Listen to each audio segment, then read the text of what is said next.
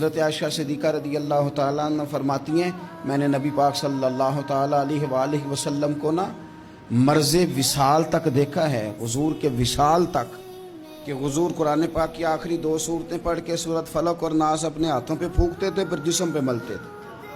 قرآن پاک میں شفا ہے۔ اب تو لوگوں نے دم درود کو اس کو بڑا ہلکا سا کام سمجھ لیا۔ ویسے بھی یہ عاملوں کے ہتھے چڑھ گیا، ملنگوں کے ہتھے چڑھ گیا، کاروبار بن گیا، تجارت بن گئی۔ ورنہ قرآن پاک کی آیات پڑھی جائیں تو حضور نے فرمایا سورہ فاتحہ میں شفا ہے، اس میں کرم ہے۔ یہ چیزیں جو بڑی ہمارے لیے سود مند تھی، فائدہ مند تھی، ہم چھوڑ گئے۔ ایک بڑی خوبصورت حدیث ہے، سنیے گا۔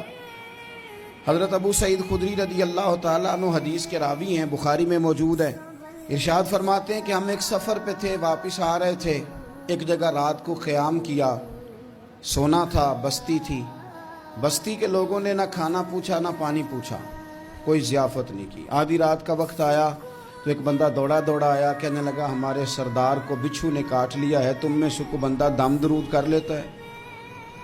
تو ایک صحابی کہنے لگے کر تو لیتے ہیں، پر تم نے چونکہ ہمیں کھانا پانی تک نہیں پوچھا، تم اگر دم کراؤ گے تو مفت نہیں کریں گے۔ بخاری پڑھ رہا ہوں۔ پیسے لگیں گے۔ کتنے پیسے؟ بکریوں کا ایک ریوڑ پورا۔ شارحین نے لکھا 40 بکریاں۔ کنے دما دیاں؟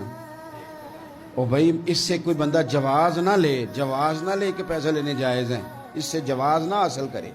آپ بات کو سمجھیں، پس منظر کیا ہے؟ پانی تک نہیں تم نے پوچھا۔ کچھ لوگوں کا علاج ہوتا ہے، انہوں نے کہا پیسے لیں گے دم کر دیں گے۔ صحابی نے کہا حضرت ابو سعید خدری رضی اللہ تعالیٰ عنہ فرماتے ہیں وہ چونکہ تنگ تھے، بچھو کاٹ گیا، اور سردار کو کہا چل تو صحیح نا۔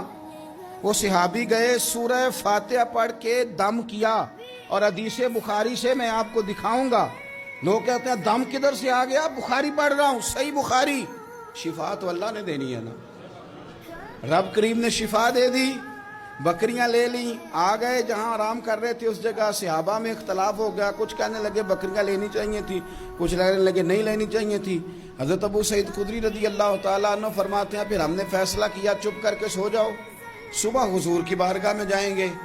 اگر کریم نے کہا لینی چاہیے تھی پھر تو موج بن گئی، اور اگر کہا نہیں لینی چاہیے تھی تو بکریاں ہانک کے واپس کر دیں گے۔ مسئلہ کیا ہے؟ کہتے ہیں صبح گئے حضور کی بارگاہ میں، جا کے مسئلہ عرض کیا، یا رسول اللہ انہوں نے بھی پانی کوئی نہیں پوچھا تھا، ہم نے بھی کہا دم کریں گے تو پیسے لیں گے، تو ہم نے یہ بکریاں لی ہیں۔ شارحین لکھتے ہیں 40 تھی شاید۔